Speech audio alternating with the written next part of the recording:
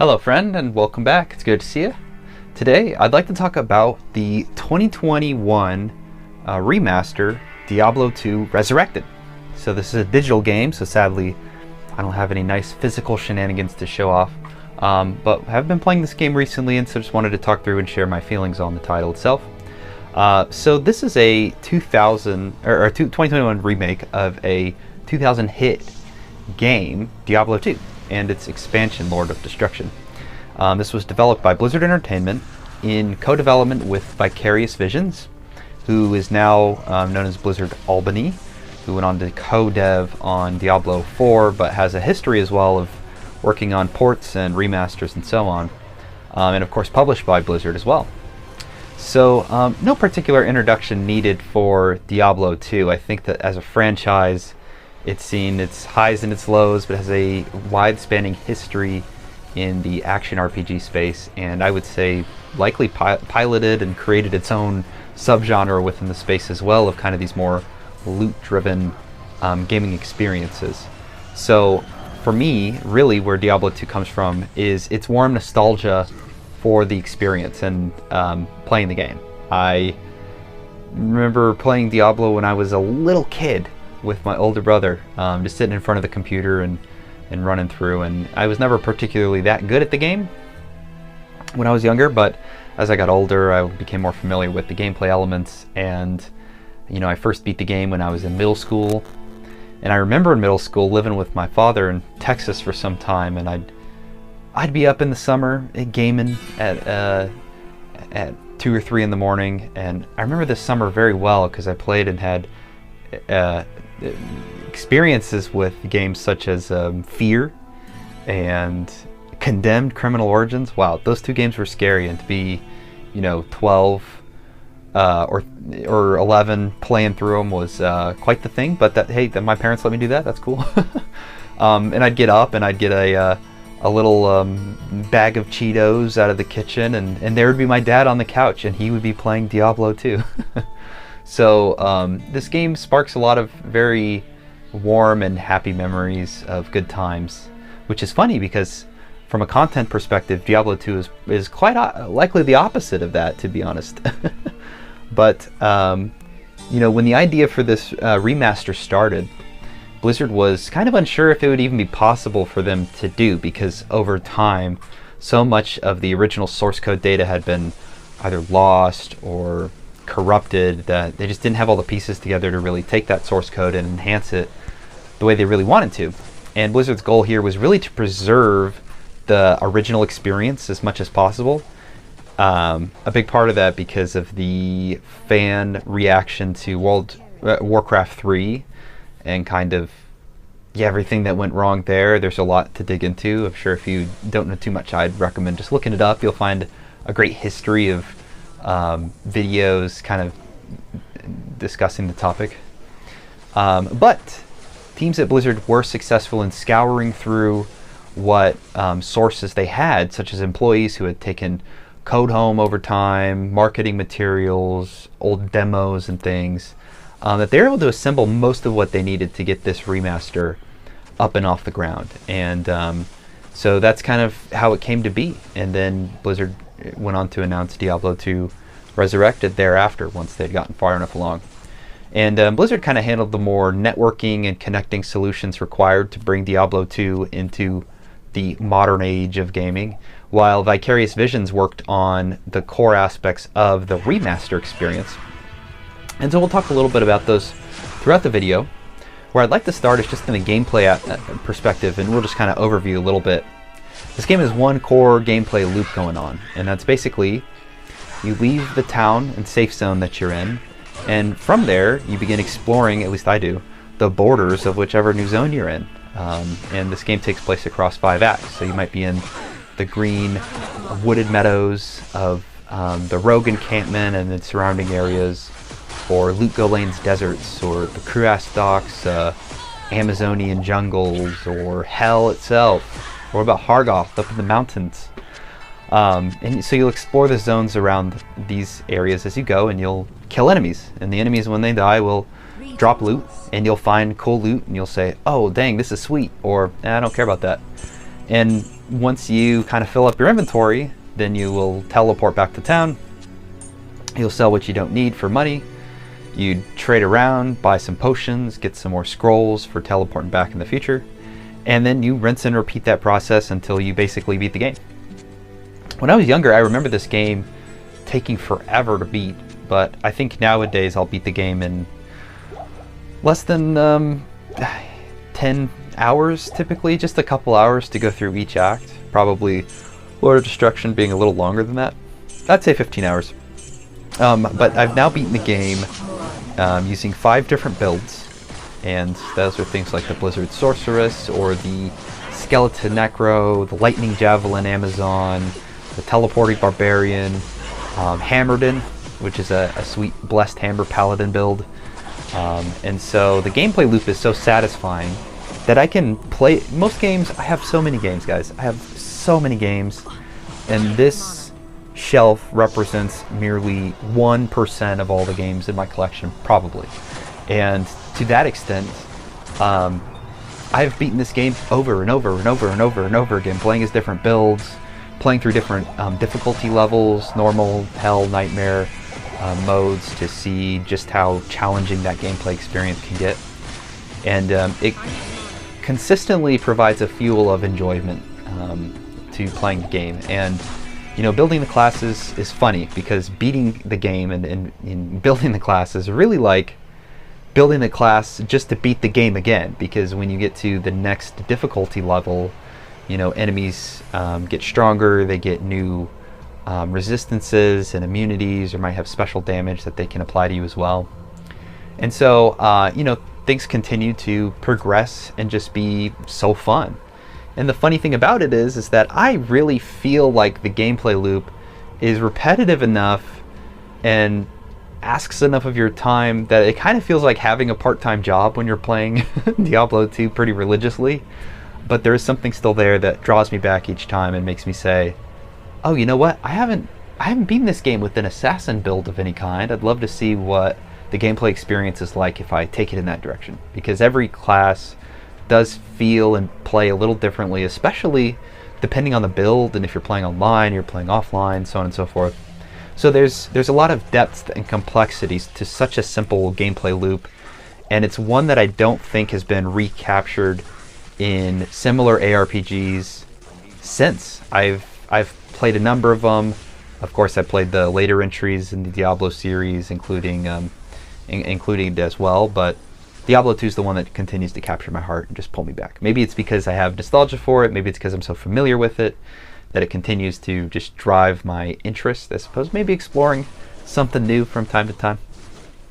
But I do love it. I quite enjoy the gameplay loop on display here.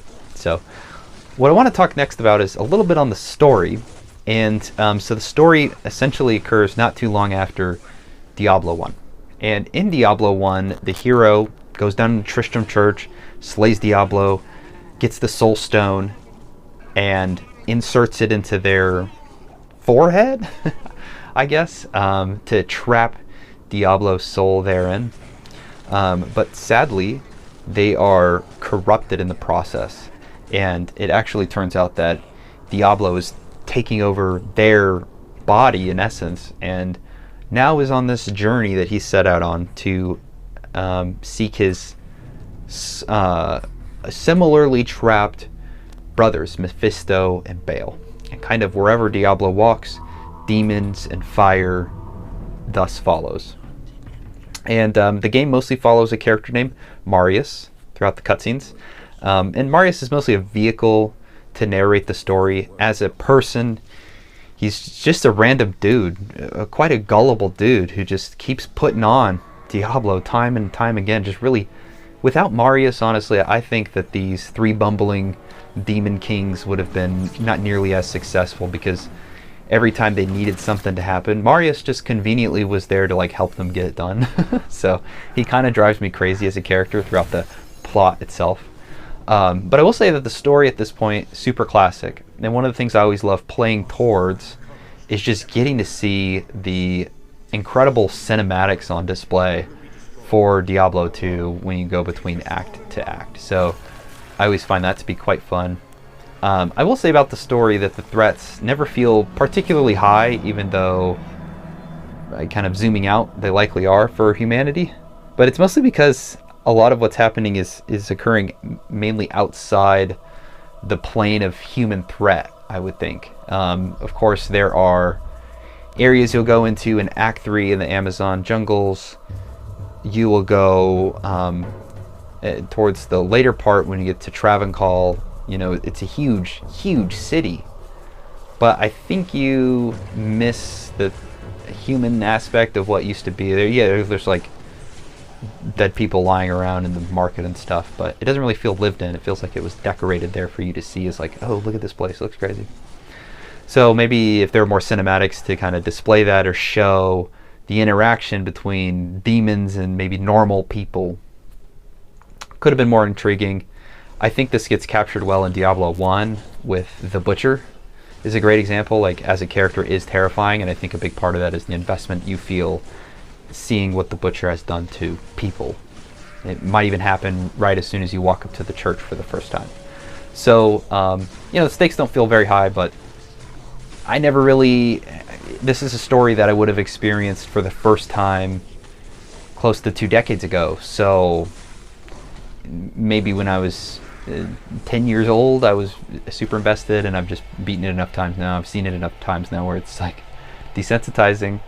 But so to say, I do like the story. I mean, that's what I really want to get down to.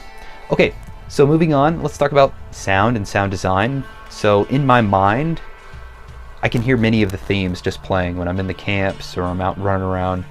And I love the dissonant, sort of windy, ambient soundtrack that's kind of happening in the background, with another aspect of it being this 90s metal influence that'll crop up from time to time occasionally in the music. And I really find the music to be very impressive.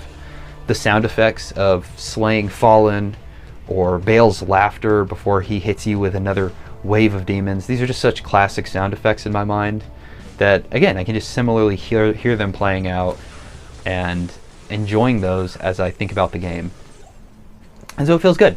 It feels nostalgic and quite vibey and meets the atmosphere perfectly. And I always knew that I enjoyed Diablo 2, but revisiting Diablo 2 Resurrected and playing through the game just made me realize and solidify that, yes, that is a true fact, that the game to me feels like a masterwork of this genre, and it's just clean and fantastic experience throughout, from its story to its sound to its gameplay and everything in between. One of the big areas that was enhanced for Diablo 2 Resurrected that was touched up the most was in its visual presentation. So the original game was designed with 2D sprites. Of course, it played at like 800 by 600 at max resolution at that time. I remember when I could switch up to that, and I was like, whoa, this game looks so nice. But when you go back and compare something you could do on the PC, the original game's visuals to everything that Vicarious Visions has done to really enhance them, bringing those 2D sprites into the 3D form, increasing the performance so you can get this really slick, buttery smooth 60 frames as you play, was just all too impressive, I really gotta say. And you know, there are areas where I feel like have definitely been personally retouched and redecorated to create some incredible scenes. The one that goes to my mind is in Act 2 when you're in the harem in the palace. I think it's just so neat seeing all the rugs and cushions and intricate decorations just laid out everywhere. And so I found visually the game to similarly be impressive. I've always liked the art design, as I was imagining. And I think Vicarious Visions did just what they needed to release a great build of this game that didn't change things. And it's very fortunate they didn't change things, because the core gameplay here is left unchanged from Diablo 2.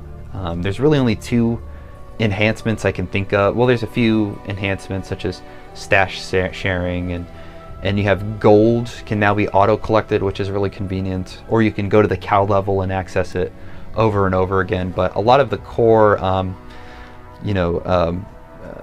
balance, build, experience, they haven't changed many aspects of this. And so I think honestly, if you're a huge fan of Diablo 2, you'll walk away being happy playing Diablo 2 Resurrected. It's really just a touched up version of the game you'd love.